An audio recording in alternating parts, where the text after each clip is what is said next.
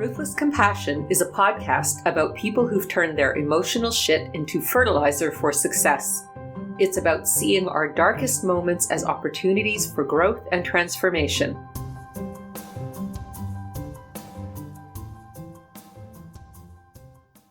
Sakinah Hofler is an award-winning writer and a doctoral candidate in English and Comparative Literature at the University of Cincinnati. She has won the Manchester Fiction Prize, the Hurston Wright Award for College Writers, and the Sherwood Anderson Fiction Award, among others.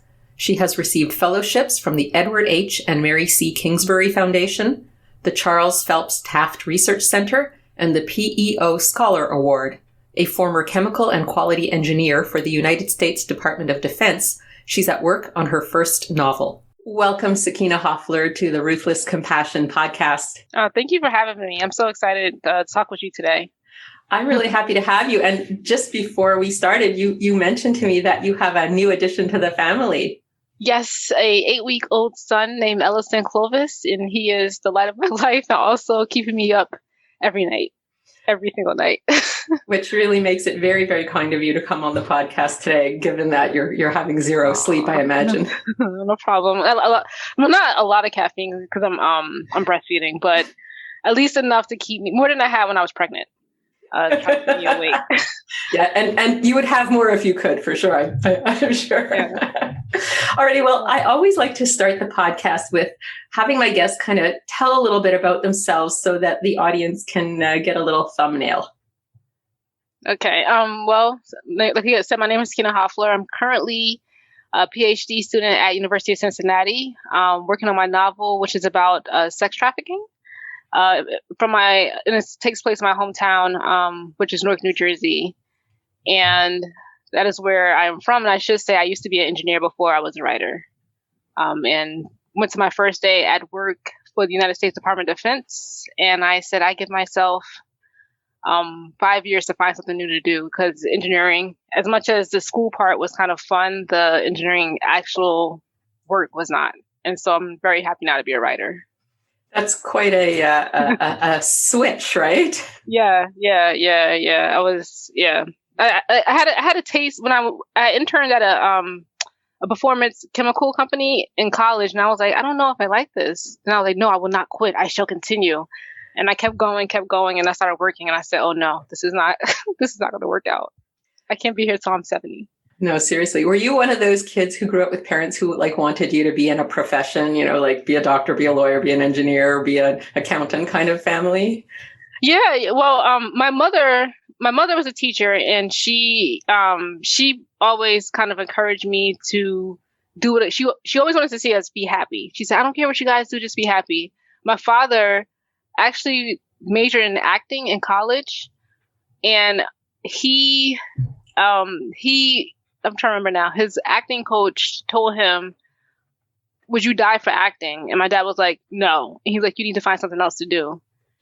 And so some of the people he acted with went on to do Broadway and went on to be on, I think his acting coach was on Star Trek. But my dad became an urban planner. And so when I was coming up, and I was like, I want to be a writer. And he's like, mm-hmm. and so it wound up being engineering. And even when I was leaving engineering, he did not accept the fact that I was going to stop being an engineer until I told him I got accepted to Florida State University and I was leaving and I was moving out the house. And even then, it was not until the day, I think the weekend before, when I was packing up all my stuff and shipping things, that he was like, oh, she really is leaving the house and she really did quit her job. Yeah, it's not just a phase she's going through. Yeah. So he was very, very, very practical, but he has since, I think it took a while for me to kind of, when I tried to start publishing things and sending work out for prizes, that's when he kind of said, oh, okay, she's very serious about this. And he believes in me now 100%, but it took a while for him to come around. It's hard to choose the artist's life, isn't it?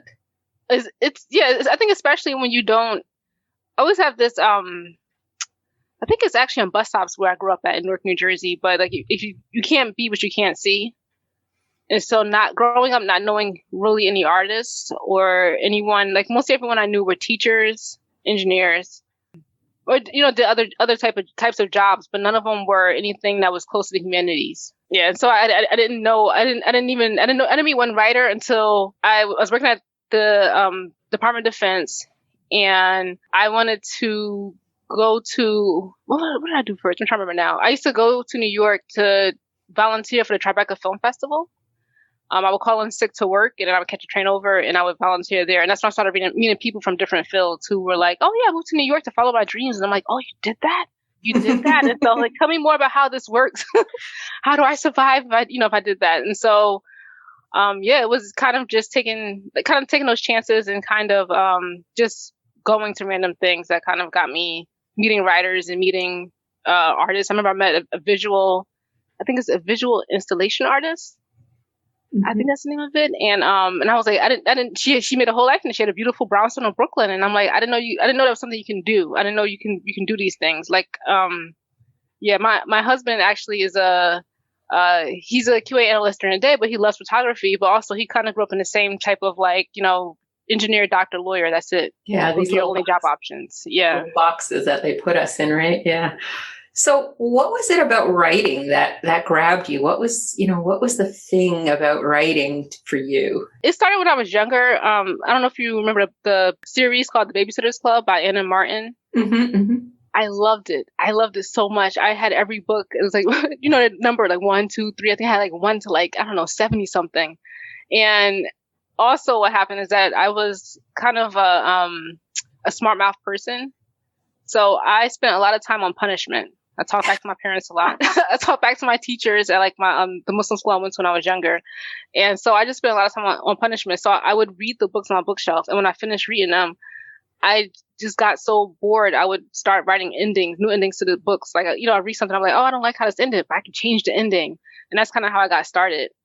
And then my best friend and I would write we were like writing this whole big saga series about this family that lived. It was terrible. A family that lived in a cardboard house, and she wrote one family and I wrote the other family, and there was like love connections going on. This is like 6th grade. We had notebooks of these like two families living together. And then, like I said, I think what happens is you get older and you have to you think about applying to school. People start telling you, oh, writing is a hobby. That's cute. What are you going to do to earn money? What are you going to do to pay your bills? And so I was like, okay, I can't write. Oh, and I should add one more thing. One of the things that shifted me from writing originally to engineering or some of the science space was that my best friend and I wrote Anna Martin, saying that we wanted to be just like her when we grew up. And then she wrote back, and the only thing I remember is the words starving artist. Oh my gosh. And I was like, way to encourage you. Yeah. I feel like the rest of it was encouraging, but I only remember those words, starving artist. And I was like, I love to eat. I don't know what that means. I don't think I can do that. I can't. Yeah. And then other people telling me, oh, writing is not a career. And I said, okay, I guess writing is not a career. I'll do something else and I'll come back to writing. And that's what happened. My entire undergrad, I did not write. I think I took a couple of English classes, I should say. I wrote this essay. I remember the teacher was like, oh, like, really, really good job, really great job. And I said, but at the same time, I saw him as a professor, not as a writer. And it was, who was it? I remember one of my cousins, my senior year, and she was like, you used to love to read and write. What happened? And I was like, I don't have time for that. And she's like, if you really loved it, you'll make time for it. And so, yeah, I walked on my job the first day. And then I said, I can't stay here till I'm 70. I have to do something else. And I started calling around. Like, I didn't know what an MFA was. And I didn't know that I could, I didn't know it was something I could pursue. And so I called Rutgers University in Newark, asking them if I needed an undergrad in English to get a master's in English. And they said, yes, you need an undergrad in Bachelor's of Arts, but you can't get an MFA with the background in engineering. And so I started Googling, like, what's the MFA? How do you get one? So that kind of brought me back to writing. And I started taking a lot of writing classes in New York. It's a 20-minute drive from my house where I lived at in New Jersey to downtown Manhattan. So I just wrote and took also took a lot of acting classes and improv classes and French classes. Just basically spending all of my engineering money on trying to get or do something else. Well, that was a convenient use of your engineering degree.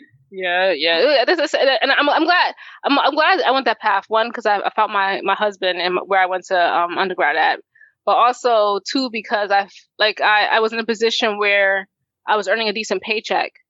I had a very secure job, and I was miserable. And I felt selfish at first. I'm like, especially during the downturn of 2008, because this is around that time I realized I didn't want to work there. When I had when I had a lot of people I knew had lost their jobs. And I said, so selfish of me to want to do something else. But then at the same time, I know what it's like to earn a paycheck and hate it.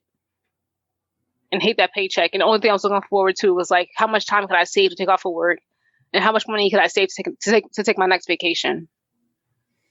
And I wanted to kind of be able to wake up and do something that made me happy every day. So I'm glad I remember I had one sorority sister that I met, and she had done an undergrad at NYU, and she had, I think she'd written a book, but it didn't do well. And so she was like, oh, writing is not, it's not cut out. It's not what I thought it was going to be. I'm not making any money. And she wound up not writing anymore. Like she wound up doing finding a different career, or I think maybe marketing. I think it was like sports marketing. But I'm glad that I'm glad I did the thing first where I made enough money to see that it was not something I could do for the rest of my life. Very, very grateful. Yeah. Well, I think that when you're a creative person, it's really hard to envision your life, all these years ahead, not pursuing your passion, right? Like, I think for creatives, it hurts not to do the thing you're meant to do. Yes, that is very true. I was actually telling my husband today, because, we have the baby and I haven't written and I'm like, I'm going crazy. I need to write. Like my goal was to try to have him. He was born in October. And I said, okay, I'm not going to write anything till January. I'm taking off. I'm spending time. But my brain has been going crazy. And I was like, I'm going to have to start writing like some journal entries or something. This is not, I can't not write. I realized that I can't. It's just, no matter what happens after I graduate, I can't not write. So I have to find, I'm on a job market now, but I have to find something that allows me time to write. So that everyone around me stays sane and I stay sane. Yeah. It's so important, right? It's so important to find that balance between, getting a paycheck with something that's not so, engrossing that you still have time to do the thing you really want to do. Yeah. That's a hard balance for a lot of us to strike, right? Yeah. And I feel, not say it, but sometimes I feel it's I don't know, not say it's kind of like, because if someone's lucky enough to be born into like a wealthier family, they have that freedom of choice of what they want to do. But if you're not, then you really are restricted to what you can do. And most of us are in that position, right? Most of us don't have that kind of, nest egg to count on. So we have to figure out a way to make a living. A lot of people teach, right? A lot of people teach writing, and my writing teacher, she works like 5 different jobs to make ends meet so that she can keep writing, and she's always like overworked and overtired, but it's what she wants to do, so she makes the sacrifice. Yeah. And I remember when I left engineering, she became my sister-in-law. She's very practical. She's the oldest of the family. She's the matriarch. And she was like, I think, sorry, we worked at the same job. And she said, I think what's best for you to do is go on leave without pay. That way, when you graduate with the MFA, you can just come back here and work. And I was like, that's not the plan. I'm quitting. But it was just unseen or unheard of. Like, how could I be leaving this good paying, stable job? What are you thinking? That's what basically a lot of people said. My coworker said that. What are you thinking? Yeah. Why would you do that? This is a steady job. It's very hard to get fired. Why would you, you seem happy, not seem happy, but you seem like, you're content. Why would you go and pursue something? You should be thinking about family, which I did. I wasn't married at the time. You should be thinking about this and that. You should want to buy a house. And I'm like, I don't want to do any of this stuff. Like, I can't force myself to enjoy something. I can't, it's not working. I tried and it did not work. Like I said, I gave myself 5 years in that first day. And I put in it was the government, 2 months notice, almost 5.5 years to that date. I made that promise to myself to do something else. Good for you. Yeah, I think other people thought you were, walking off a cliff, and you thought that you were walking into your life, right? Yeah. I had all these quotes in my office. I wish I had a picture. It looked crazy. I had all these quotes up there like, don't give up. You're an artist. I had it was like, looking back now, that's me in my 20s. Like it was a mess, but it was cutouts, and it just looked like a crazy person's office. But with just all these quotes from everywhere, and all these quotes of not quitting, and stuff on post-its everywhere, and but it was just me looking up like, okay, these are motivational things for myself. My friend was like, there's like 50 things hanging on this, like in your little corner of the cubicle, you're taking up so much space. And I'm like, it doesn't matter. It's me trying to motivate myself. I will get out of here. I will do it. I will leave. Yeah, but when when you say that, it reminds me of all these people I've spoken to over the years who had to deal with that conflict between, pursuing security and pursuing creativity. And for some people, it's a really tough decision, right? Because you have that security, and also creativity it can be really hard, right? And really scary and vulnerable making. So, are you going to pursue the safe, secure thing that doesn't make you feel vulnerable, but doesn't feed your soul? Or are you going to do the thing that really feeds your soul and helps you be your authentic self, but has a ton of risk, right? And that push pull is really hard. And I think a lot of people, opt for the secure and live a life of quiet regret. And then, if you do what you did and you choose to do the thing that is your passion, it's a huge risk, but the rewards can be really equally huge. Right? Yeah. And I'm grateful, I guess, I think when I was at Florida State for my MFA, and then, my job was turning a short story. And I remember at one point waking up, I will say some of my MFA was hard. I did not I was not an English undergrad. I was very confused in my classes about abstract thinking. I had been a very mathematic, you think something, you prove it's wrong, you prove it's right, you move on. You don't, not very open-minded. Where's I going with this? I call this pregnancy brain. But it was one point when I woke up and I said, wait, my only job today is to wake up and write this story. This is what I asked for. Well, I remember I was taking a Toni Morrison class, and, my coworkers were, I think the government was going, at the time, the U.S. government was going through a shutdown. And my friend was texting me about my old boss, and I'm like, wow, I get to sit in class today and watch this old interview with Toni Morrison. Mm-hmm. This is my life right now. I'm very happy, but I understand why people make the choices they do. I had a cute mate, and he's an artist. He's an artist. He went to one of the best art schools in North New Jersey. He graduated with Michael B. Jordan. He had a child, and he had another child, and him and his partner, they have 3 children now. He had a house, and I didn't have any at the, like I said, at the time my husband was my boyfriend. I was living at home with my parents. And so I had lots of discretionary income to kind of make choices and build savings that allowed me to make that decision. Whereas someone like him, who's super talented, who, like I said, went to one of the best art schools, performing art schools. He said he loves writing, he loves drawing, it's his thing, but at the same time he has responsibilities, and so it wasn't a choice for him. Yeah. Not all of us get to be lucky, I suppose. Eh? Yeah. So I was watching your TED Talk recently about using creativity in a very specific way, and I thought maybe you could talk about how you use creativity to really process certain kinds of experiences, because I thought that was really fascinating, and I think it would be something very interesting to our listeners. Yes. So in the TED Talk I outlined kind of just list it. Find a few to focus on and then turn it into something else. And for me, I've found, I'm trying to think how to explain it. It's going to sound crazy. I've found a certain type of, I'm not going to say vengeance, because that's a terrible word.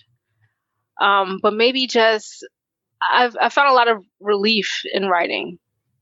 And redress. Redress? Is that okay? See, I'm terrible. Like I always tell people, I'm a terrible speller, and it's terrible, I'm bad vocabulary. But just a lot of I'll kind of break it down. With fiction writing, I'm able to build my own worlds in which I am kind of like the controller of those worlds, and I people it with usually people that create characters out of people that I kind of know. Like in every story I read, I'm like, my husband's somewhere in here. Like he usually is, and I'm able to kind of talk about the issues that I struggle with talking about in real life. So for example, I wrote a story called The Prophet, the Fixer, which is about the last of the last prophets. And he comes back to my home city, which is Newark, New Jersey. And it could be a very rough place. It's considered the inner city. but I kind of show a fun side of it. Because he has these magical powers. And so I kind of take the problems that plague inner cities, such as unfortunately, sometimes gun violence, drug problems, and I kind of turn it on his head. And he's controlling people with his mind.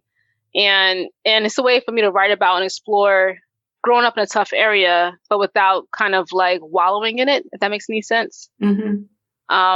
And another story I wrote about, I think I mentioned, I'm into dystopian, I'm into sci-fi. I'm writing a story right now about a woman who it's been years, her daughter has passed, and her husband has left her for her best friend, but it's the future, and her husband and her former best friend sent her a gift of her daughter, but it's a robot version of her daughter. But in that story, I'm also talking about gentrification, which is something that bothers me a lot. That's happening in my hometown. And of course, this woman, as a lot of my characters happen to be, and I have to change it up, as an engineer. But her dealing with her robot daughter, and kind of being discriminated against in the place that she grew up in. And so with fiction, I'm able to kind of talk about the things that have bothered me, but in a kind of roundabout way. Whereas with poetry, I'm able to talk about things I find directly. And I'm not sure why that's different for me. I'm not sure why poetry allows me to attack things head on. It could be just the poems that have influenced me, such as Lucille Clifton, Rita Dove, where I feel like they're poets, but they're also storytellers. Oh, and Claudia Rankin, who wrote this wonderful book called Citizen and American Lyric that talks about a lot of the implicit biases that African Americans face in the corporate system and school system and a lot of systems in America. Medical system. Yeah, everything. And it's something about poetry. I'm trying to figure out what it is. I don't know if I can articulate it. Maybe just that I can be direct with poetry. And I also, in my poems, I create a persona, which is me, but it's not me. And I'm able, I grew up listening to a lot of rap also. I think that's an influence on it. I always say, if someone ever asks me who influences you, I'm gonna be like Jay-Z and Eminem, because I never see that. I never see that elsewhere. But just a way I can speak truth to a lot of things. So that's what I do. Like I said, poetry is kind of more direct, more stories pulled from pain. And I also do wonder if the reason why it is they're more, I guess, in a way, truthful or direct or pulled from previous experiences is the way I go about poetry. Before the baby, I would give myself 4 hours. 1 hour I would read classical poetry. 1 hour I would read contemporary poetry. And then I sit down for 2 hours with a blank notepad and challenge myself to write something. And I'll sit there for until something comes, and I'll just write about it. And I'll write draft after draft after draft after draft until I hit something. And I say, hey, that's the end of the poem. And then I go back and try to build a poem that lands on that final line. And my approach to fiction varies slightly because usually it's a circumstance that happens or a story. And I'm like, oh, that would make a good story. That would make a good story. I want to do that. But I find that in both fiction and poetry for me have been ways to kind of process things that have happened in the past. And even if I think a story came out of nowhere, I had a story recently published in Canadian Review called Erasure, and it kind of it's a first person plural story that is looking at what happens when all Black people in the world disappear, how the we reacts to this disappearance. And I realized later on, after I had written it, that I was really talking about, in a way, kind of critiquing some of the problematic things that happened in my old job. And problematic, not just my old job, but in a way, America is about bodies and inventory and production. Corporate America, for sure. Yeah. And my grappling with capitalism. And so these Black bodies disappear, and everyone else who's there has to work extra hours, and everyone's wondering it's crazy. If people disappear, when I first wrote it, it was before the pandemic, and I was if people disappear, is it realistic? I mean, it's kind of it's a speculative story, but if people disappear, would they really still have work? And I guess the answer now I know is yes, they would. Zombies could appear, and we're still gonna have to work from home, and aliens will come, and we still have to work from home. But I find that when I in writing, I pull from I pull from like happy places, and I pull from painful places to kind of create a story. And in my even my poetry usually is like is a story. It's not necessarily like it's different types of poems, but mine's I consider a lot of them are prose poems, which they usually do tell a story. Usually a big box of text, and they tell a story. But I find using writing, it's a beautiful conduit, and it's a way for me to understand the world around me. And I will add that like I think growing up where I grew up, is Newark is a very tough place. I would say it's a place where you know people who are famous who go on to become A-list stars, and you also know someone who has killed someone, and you also know someone who has been killed. And I think for me, processing like how do I process how I grew up, and I didn't realize I grew up like way different than everyone else in terms of Florida, and then I realized that some people had like these idyllic childhoods, and I felt like my childhood was great. I had great parents and everything, but growing up in a tough area and growing up around people who are, like I said, people who have murdered other people, people who have killed other people. I was like, that's not normal. That's not normal. That is not normal. But but it's my reality, and so I use writing to process that reality that I grew up in. Well, it's like I do a lot of work, I have done for many years with people who experienced trauma in their childhood, all different kinds of trauma, right? And I've always said that one of the best ways to process trauma is through creativity. And, I've done tons and tons and tons of weekend workshops with people where they're drawing and writing and making music and just like really like working through their trauma creatively. And I find it incredibly powerful and helpful to process all the darkness, with creativity, and it's incredibly effective, isn't it? Yeah. And like, I think I mentioned it in the talk about how we don't talk about things. When I asked my sister, I say, when I talked to her about the TED Talk, I say, you think mommy and daddy know I'm talking about like our family? Like we just don't, my parents are great, but then I've seen other family members do things that are like, this is crazy. Why are we defending this this guy? Family member tried to kill someone. Why are we defending him? He tried to kill someone. These are facts. We're not going to talk about it. We're just going to act like everything is fine. He's going to go to jail, and then he's going to get out, and we're going to help him get on his feet. And I'm like, this is crazy. This is crazy. So anyone going to say you should have done that? You shouldn't try to kill your ex-girlfriend. That's a bad thing to do. I don't know. So it's and so I find it very like I said, cathartic and helpful. It doesn't necessarily solve, like, I had a friend who recently posted, like, she's a writer. She's saying writing doesn't equal therapy, which I agree. But it does let you kind of face things, be it for better or for worse. It lets you face it. Yeah, they're different things. They're both good for you, but they're very different things. They have different functions. And I think that it's unfair to writing to say writing is not therapy, because, eating a lovely dinner with your family is not therapy, but it's really good for you too, right? So there's a lot of things that are good for you.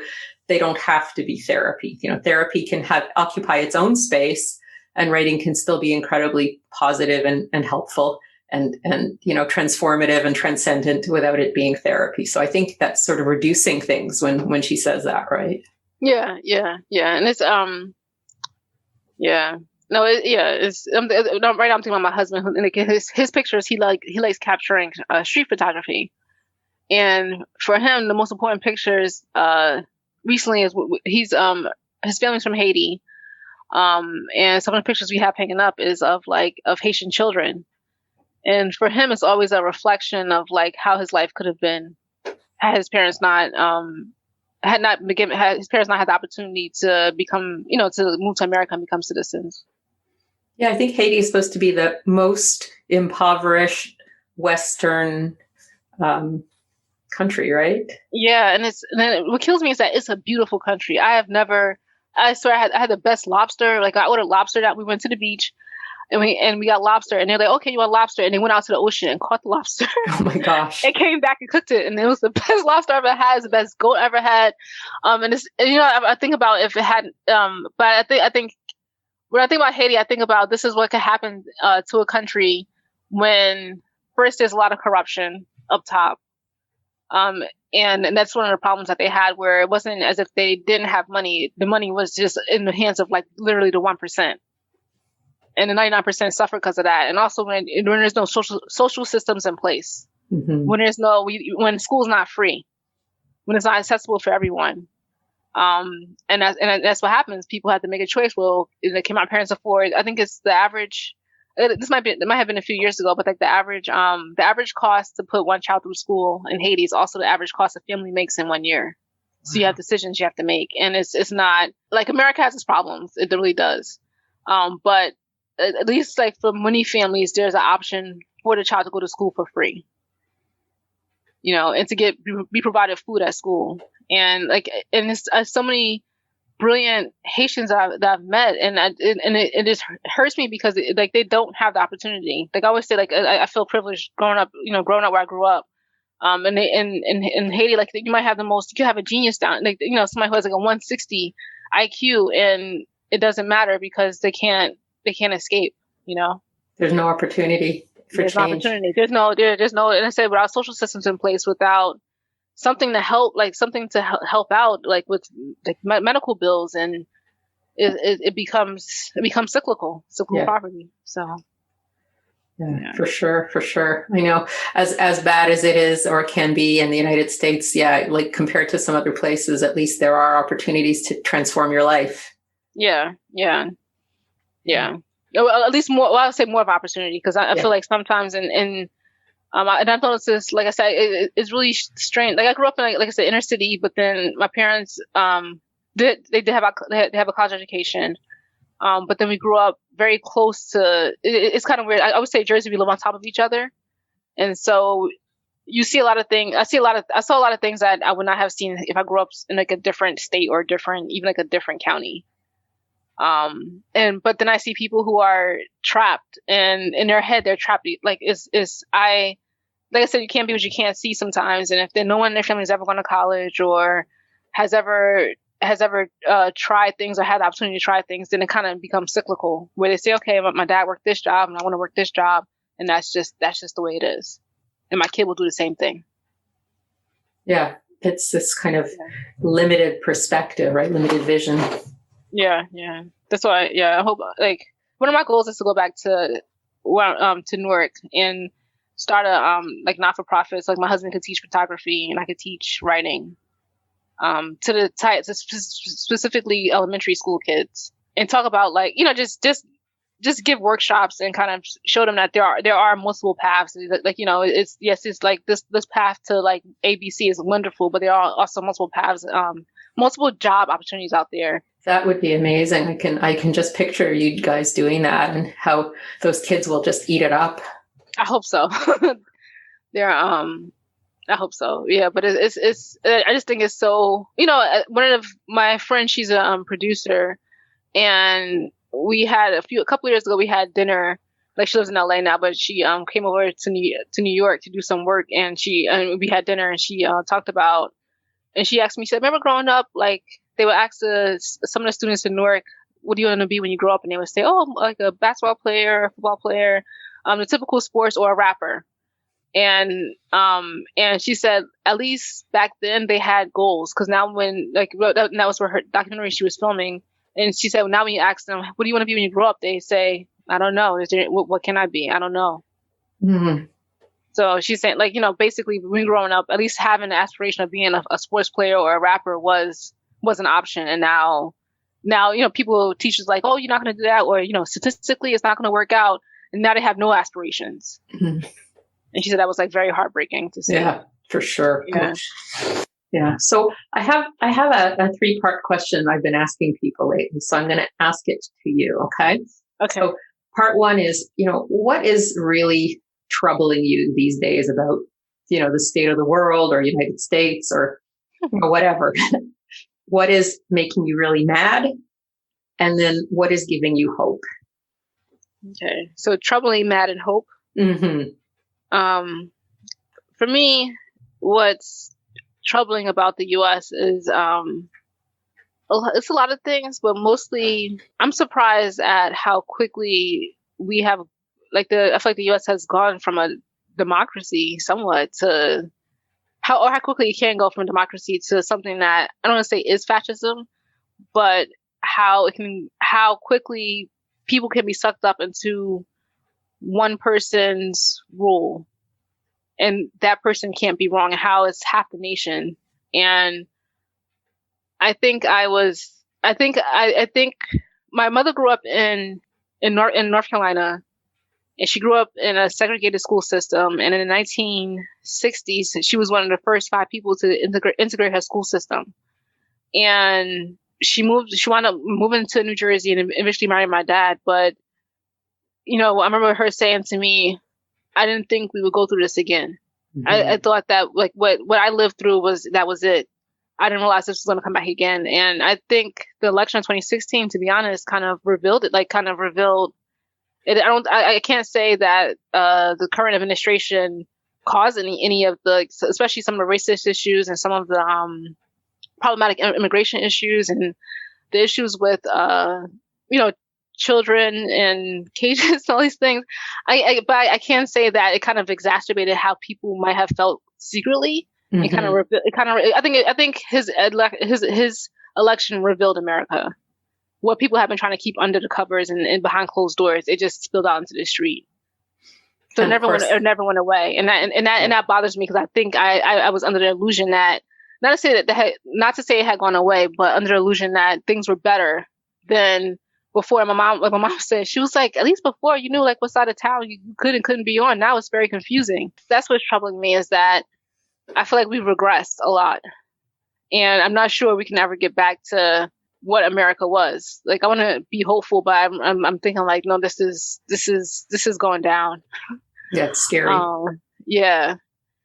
All right. So that's what's troubling me, is just that I didn't know America, America showed its butt, and I'm sorry, but America showed itself and revealed itself, and I was horrified. And like, I just think about when I was working in the ER between my MFA and PhD, and I remember like people didn't, like when I went into rooms to register people for the ER, like people didn't talk to me because of the color of my skin, and I was like, I can't believe this is happening. I can't believe, like, I work here. This is crazy. I can't believe this is like 20. I think the time was like 2017. I was like, I can't believe this is. I had to go get another coworker who does not look like me to register this person's information. They refuse to talk to me because of how I look. It was that troubled me. I'm so sorry to hear about that. That's just terrible. That's a terrible thing to happen to a person. Yeah, very dehumanizing. Yeah, and it's like I said, it's a place where I thought, like, I know there are pockets, but I was like, wow, this is like kind of more widespread than I thought it was. Mm. And the next one is, what's making me mad? Mm-hmm. I don't know. Probably the current thing is probably the pandemic response. I don't know that, but that's like not a deeply mad thing. Trying to think what gets me worked up. Just I don't know. I've been kind of, I think everything ever since the pandemic, I was in shock, and then I kind of accepted it, and then I've been sometimes numb. I think this the last election season I was mad, but just that I think mad at unfairness, about how unfair, how it's hard for us to, like, I'm trying to think. Maybe you got too many happy baby hormones floating through your brain, eh? You can't be mad. It's because I'm so grateful. Like, I'm so grateful that he was born. Yeah. And that I'm here, that he was here. It was a very harrowing birth. A twofold harrowing birth, and I'm just glad that he's here. Let me see, man. I guess the same thing that troubles me, though. It would be like it would be racism in America. No, just racism in America, but also like, I'm trying to grit my teeth. How about thinking about when your little boy grows up and he's a black man walking through the United States? Maybe that just makes you scared.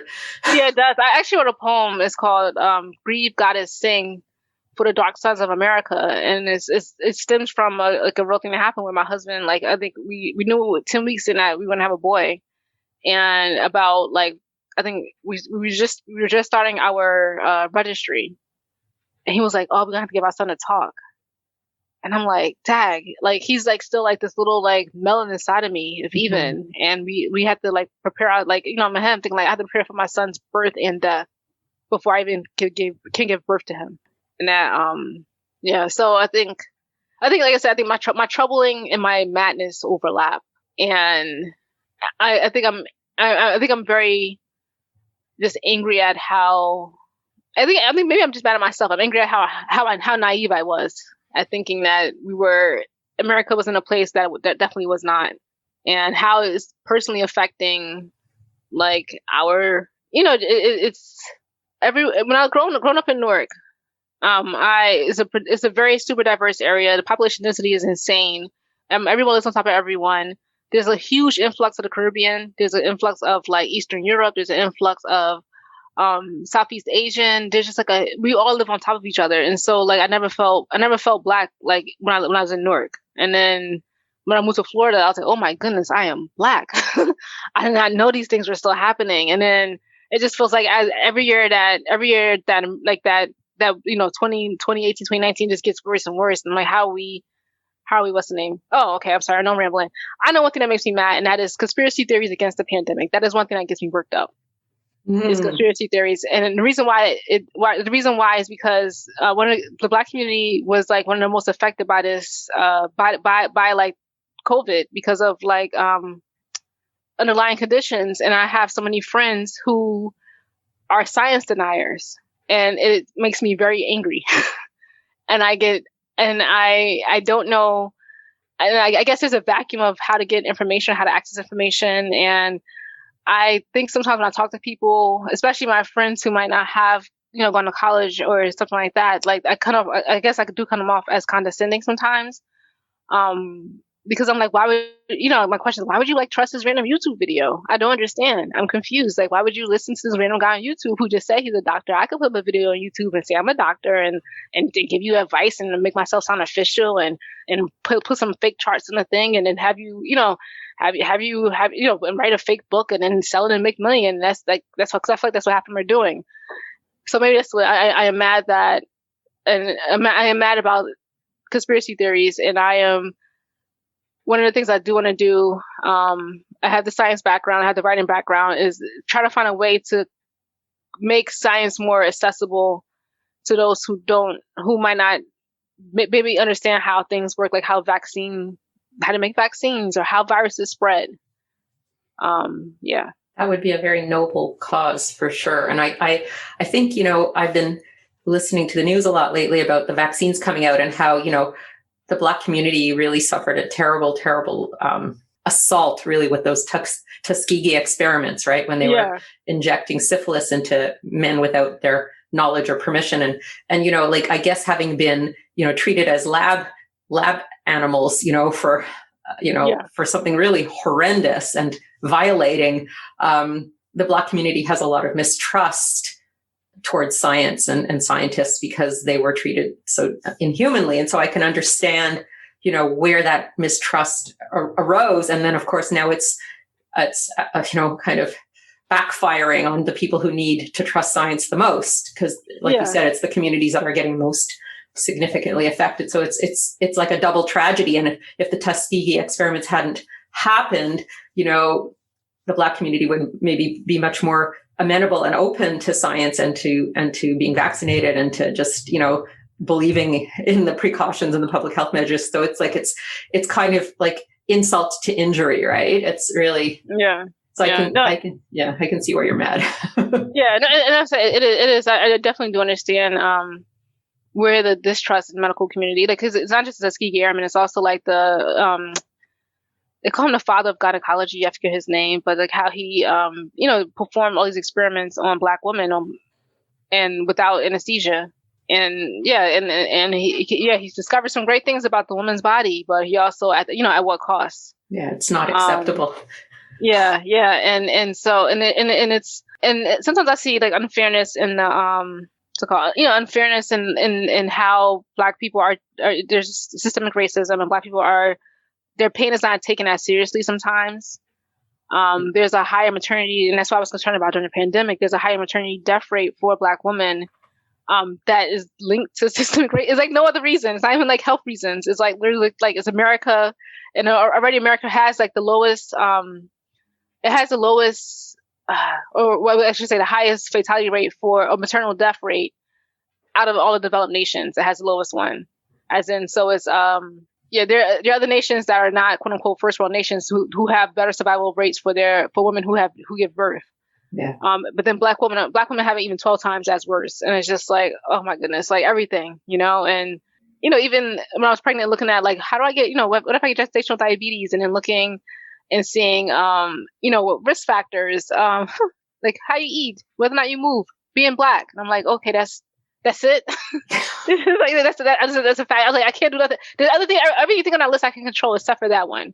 Yeah. So, but then, like I said, but then what happens, I think, when there is, and I think because there was a lack of consistent messaging at the top, and it happened in the 1918 Spanish flu, where like, I think it was Woodrow Wilson never even mentioned the word Spanish flu. And so everyone was getting information from, I think I read that people thought that, was it the germs came from Germany? And I'm like, this is wow. But then here we are again, where if you don't have consistent information coming from those in charge, then we are storytellers. People start making up their own stories about what's happening.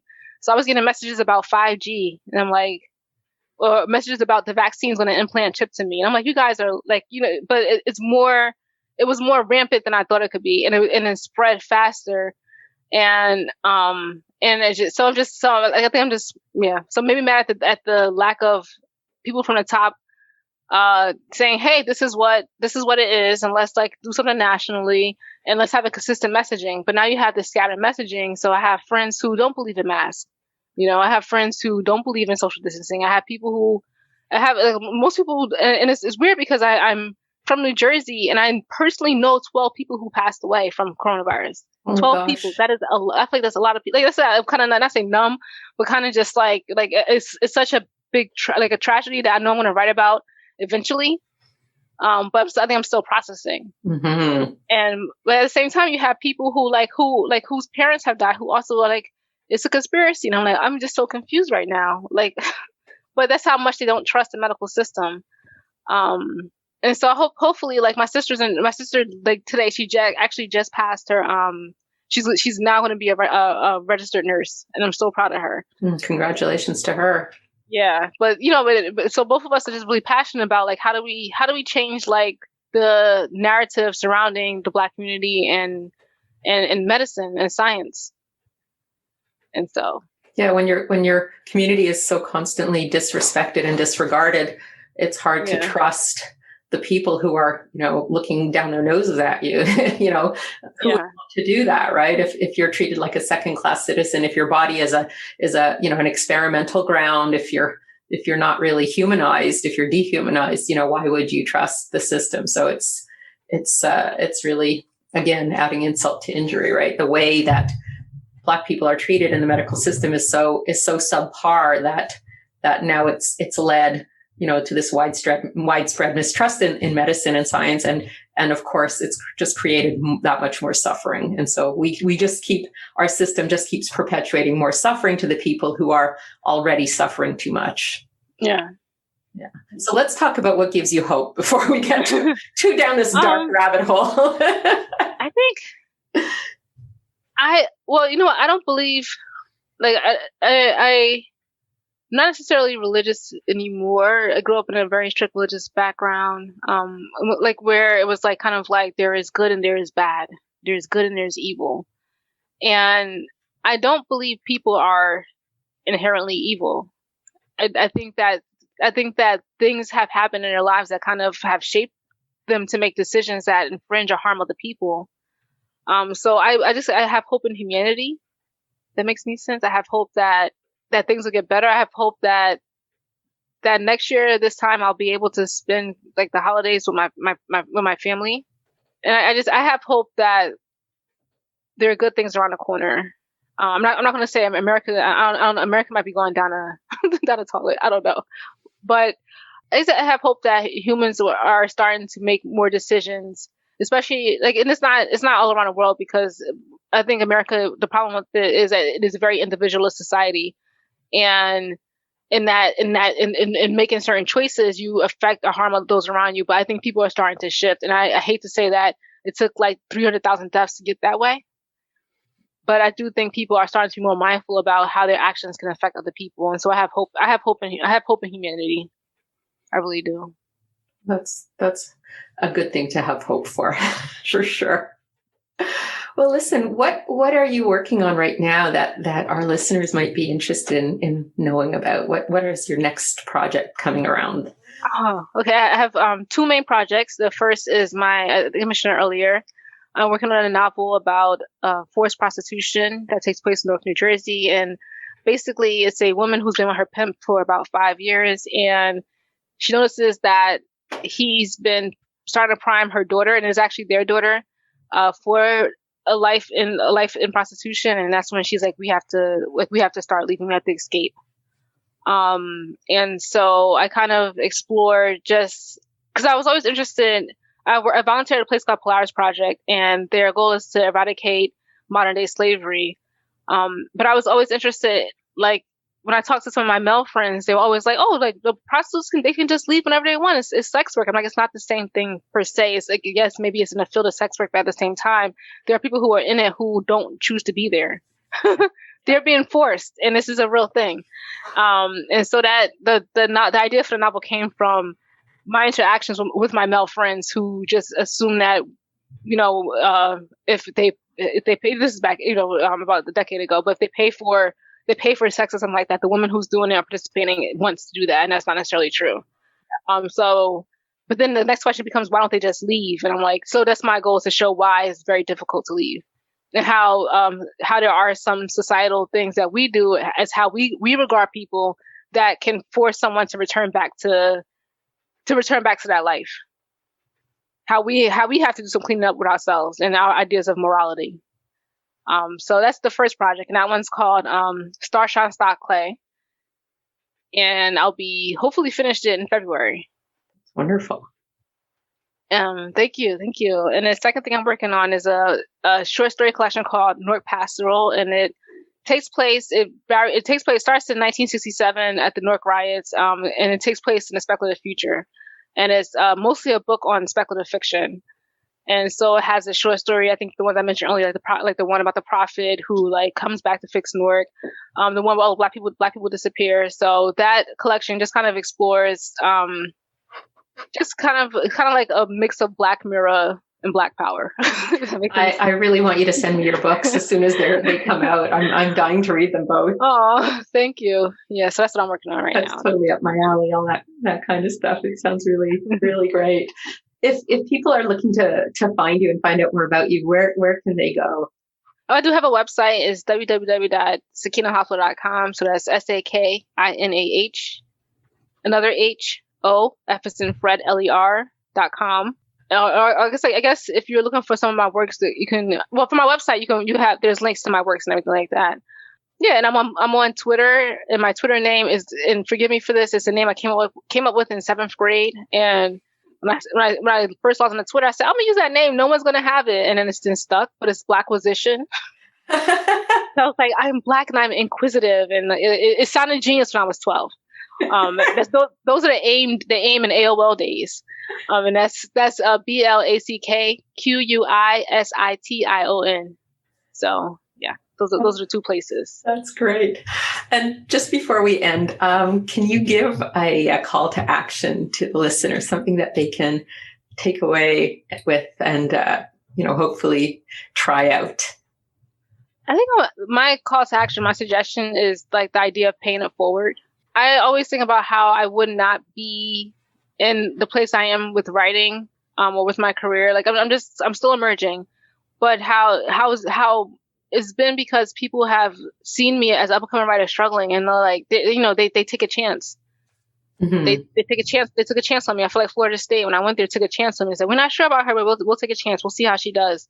Or when I had an editorial position at the Southeast Review, it was my friend who was saying, I think you can be an editor. I'm like, I don't think I'm ready for that, and she took a chance on me, and it kind of led to my editorial position at Cincinnati Review later on. And I think just trying to pay it forward and try to do an act of good that helps someone else out selflessly, like believe in someone. and just whether it's something simple. I know like they have the P.E.O where like if you're a lot of Dunkin' or something like Dunkin' Donuts or a restaurant, you pay for someone's meal that comes after you. But also just think about like if you're in a place of power or if you're in a position where you can help someone else out, because they take a chance on them. So that is my call to action.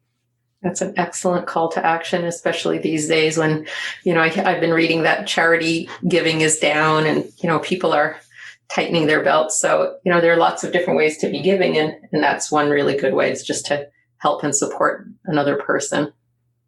Yeah. Because it's like a lot of us, especially if you have some success, I always feel like it's because someone took a chance on you. Someone said, I think I'm going to see what this person can do.